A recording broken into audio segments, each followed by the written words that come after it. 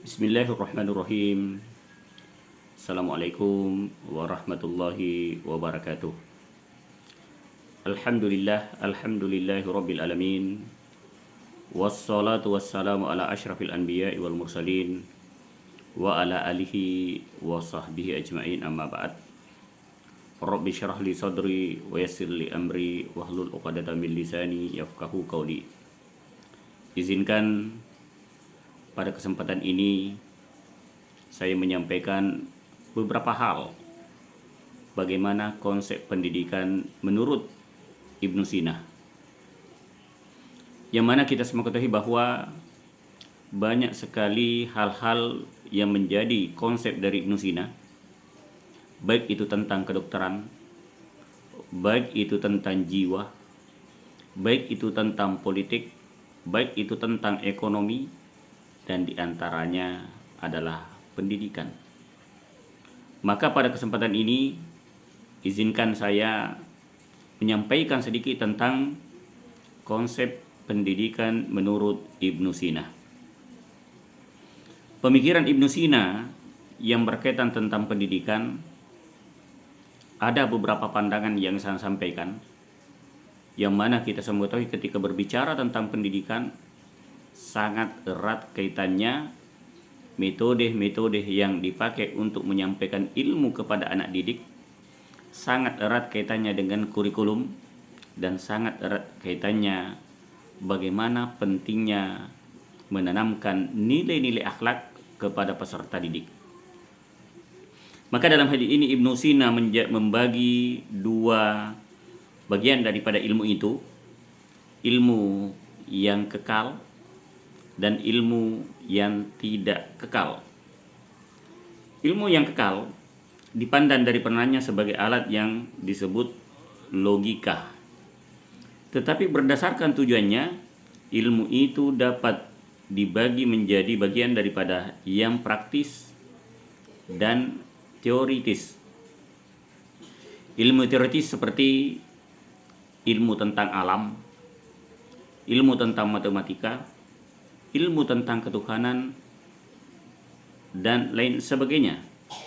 Sementara ada ilmu praktis menurut Ibnu Sina, bahwa di antara ilmu yang masuk dari ilmu praktis diantaranya ilmu akhlak, ilmu urusan tentang rumah, ilmu tentang pengurusan perkotaan, dan lain sebagainya.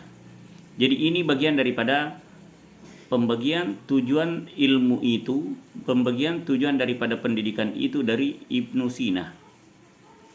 Dalam pemikiran pendidikannya, Ibnu Sina telah menguraikan apa yang disebut dengan psikologi pendidikan.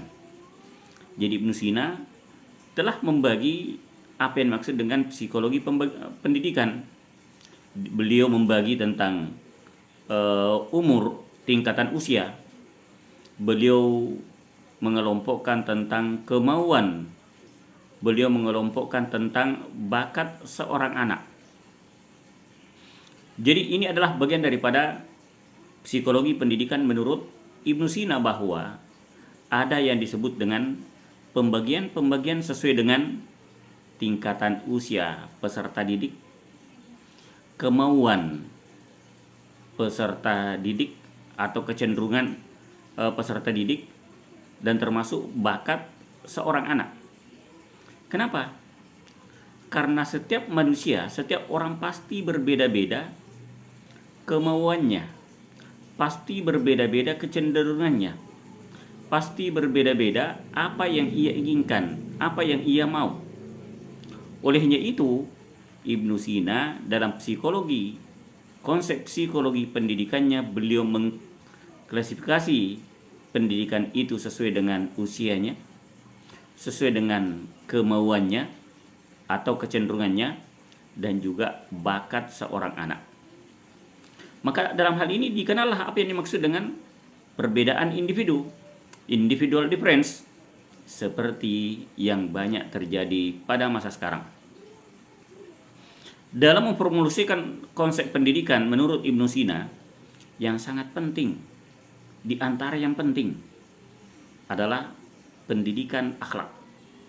Ini yang sangat penting. menurut pandangan Ibnu Sina.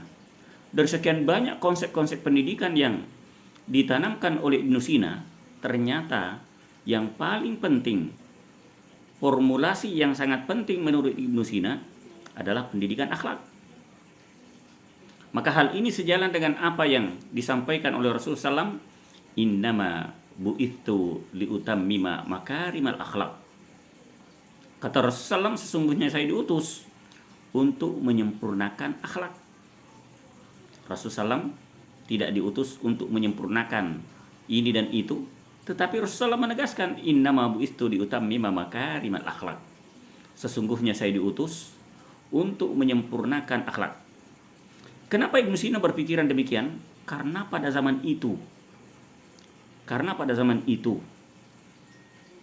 suasana dan kondisi sosial politik sangat kacau, sehingga timbul fitnah di sana sini, timbul kecamuk di sana sini, timbul problem antar mazhab di sana sini. Maka kondisi ini menunjukkan bahwa betapa bobroknya akhlak. Olehnya itu Ibnu Sina dalam hal ini memformulasikan betapa pentingnya pendidikan, dan beliau memformulasikan pentingnya pendidikan akhlak. Kita boleh lihat sekarang, banyak orang yang berilmu tetapi belum tentu punya akhlak. Banyak orang yang punya ilmu tapi belum tentu punya adab. Maka dalam hal ini ulama banyak menekankan bahwa akhlak, adab jauh lebih diutamakan daripada pendidikan. Dikatakan bahwa pendidikan lebih awal, adab lebih awal, akhlak lebih awal daripada pendidikan. Pendidikan bisa ikut apabila ia telah menanamkan pada dirinya nilai-nilai akhlak. Pendidikan bisa ikut apabila telah menanamkan pada dirinya nilai-nilai adab. Maka sekali lagi dalam hal ini Ibnu Sina menekankan formulasi pentingnya pendidikan, yaitu pendidikan tentang akhlak. Lalu selanjutnya Ibnu Sina membagi tingkat pendidikan menjadi dua bagian. Ada tingkat umum dan ada tingkat khusus. Apa saja yang menjadi pembagian menurut Ibnu Sina? Pada tingkat umum, yaitu tingkat dasar, tingkat anak-anak. Ibnu Sina menekankan supaya pada tingkat anak-anak, tingkat dasar, yang paling penting yang perlu kita sampaikan pada anak-anak yaitu pelajaran membaca, pelajaran menulis, baik itu membaca Al-Quran, baik itu menulis Al-Quran, masalah-masalah penting yang berkaitan dengan agama dan dasar-dasar bahasa, dan juga sedikit tentang sastra. Maka dalam hal ini dapat dipahami bahwa Ibnu Sina ketika mengklasifikasikan, membagi daripada tingkatan itu, tingkatan umum yang paling urgen, bagaimana memberikan pelajaran membaca dan menulis Al-Quran terhadap anak didik, menyampaikan tentang masalah-masalah agama, menyampaikan tentang bahasa, dan sedikit tentang sastra. Lalu pada fase kedua, tingkat khusus. Pada fase kedua, tingkat khusus, pada tingkat ini anak dipersiapkan untuk satu profesi tertentu, melihat kecenderungan, melihat bakat, melihat kemauan anak. Maka profesi-profesi ini atau bakat-bakat ini perlu dimatangkan, perlu dipersiapkan apa yang cocok, apa yang menjadi kecenderungannya, apa yang menjadi profesi-profesi yang akan digeluti daripada anak didik itu, apa yang menjadi bakat daripada anak itu sehingga bisa dilanjutkan, karena kecenderungan-kecenderungan itu sangat menentukan suksesnya setiap anak didik. Maka pembagian terakhir bahwa Ibnu Sina dalam membagi metode pembelajarannya ada beberapa hal. Yang pertama, metode talqin. Yang pertama adalah metode talqin. Ini metode pembagian daripada Ibnu Sina. Yang pertama adalah metode talqin. Digunakan dalam mengajarkan membaca Al-Quran. Mulai dengan cara mendengarkan, memperdengarkan bacaan Al-Quran kepada peserta didik sebagian demi sebagian. Setelah itu anak disuruh mendengarkan dan mengulangi bacaan tersebut perlahan-lahan. Dilakukan berulang-ulang hingga anak itu bisa menghafal secara keseluruhan. Ini metode pertama yang diperkenalkan oleh Ibnu Sina, itu metode talqin. Seorang guru memulainya, seorang guru membacanya, memperdengarkan kepada anak didiknya, lalu perlahan-lahan diminta kepada anak didiknya untuk memperhatikan, mengulangi, sehingga anak itu bisa memahami dan bahkan bisa menghafal apa yang disampaikan oleh gurunya. Inilah metode pertama yang disampaikan oleh Ibnu Sina, yaitu metode talqin. Yang kedua, metode demonstrasi. Proses pembelajaran bersifat praktek, seperti cara mengajar dan menulis. Menurut Ibnu Sina, jika seorang guru akan menggunakan metode demonstrasi ini dalam mengajar menulis huruf hijaiyah misalnya, maka terlebih dahulu guru mencontohkan tulisan huruf hijaiyah sesuai dengan makhrajnya. Lalu kemudian dilanjutkan dengan mendemonstrasikan cara menulisnya. Jadi gurunya wajib memberikan contoh bagaimana penyebutan huruf itu, bagaimana makhrajnya huruf itu, lalu meminta kepada anak didiknya, peserta didiknya, untuk mendemonstrasikan apa yang disampaikan oleh gurunya. Yang ketiga, metode pembiasaan atau metode keteladanan. Metode ini sangat efektif, khususnya dalam mengajarkan akhlak pada anak didik. Anak-anak pasti mengikuti, meniru gurunya. Anak-anak pasti mengikuti, meniru atau mencontoh gurunya. Maka metode pembiasaan ini, kebiasaan seorang guru yang dilakukan, maka hal itu pasti ditiru, dicontoh, diikuti oleh anak didiknya. Ini merupakan bagian daripada metode atau konsep metode yang dipaparkan oleh Ibnu Sina. Yang ketiga, metode diskusi. Metode diskusi. Seorang guru atau seorang pendidik berupaya memunculkan satu permasalahan yang bisa dikaji, yang bisa dipecahkan dalam kelompok itu, dalam kelompok anak didik itu, sehingga diskusi itu melibatkan semua anak didik sehingga ia bisa aktif, ia bisa memahami hasil dari diskusi itu dan akan melekat pada diri anak didik itu. Maka hal ini sangat sangat berkembang pesat kalau mau dibandingkan dengan metode ceramah.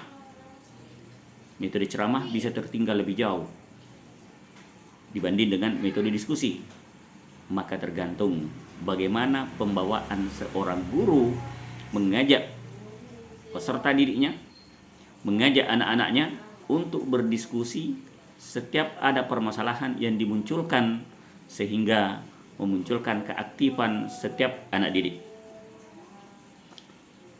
Termasuk metode magang.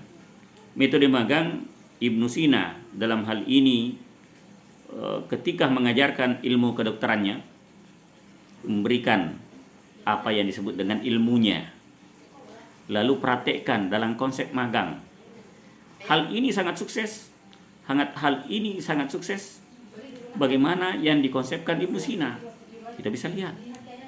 Ibnu Sina disebut dengan efisien karena keberhasilan beliau mendapatkan ilmu-ilmu tentang kedokteran.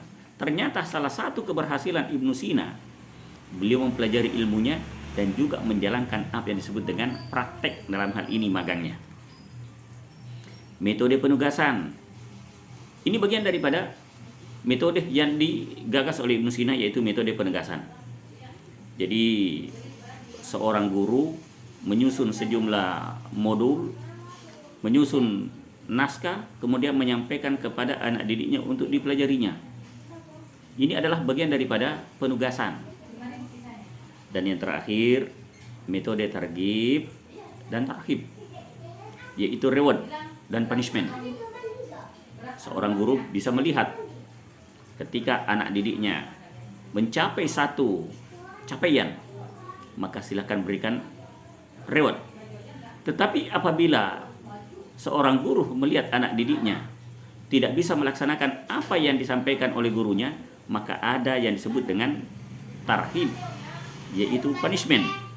Meskipun punishment ini bermacam-macam, dapat dilakukan dengan cara memberikan peringatan, ancaman, dan jangan pernah menindak anak didik dengan kekerasan, tapi dengan kehalusan hati, lalu memberikan motivasi kepada anak didik itu.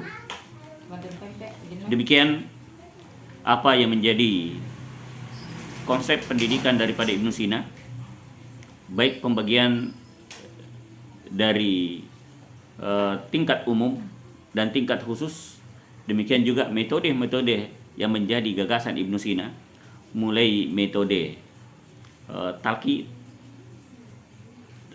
metode demonstrasi, metode magang, metode targhib dan tarhib, dan yang lainnya. Mudah-mudahan bermanfaat. Demikian, terima kasih. Assalamualaikum warahmatullahi wabarakatuh.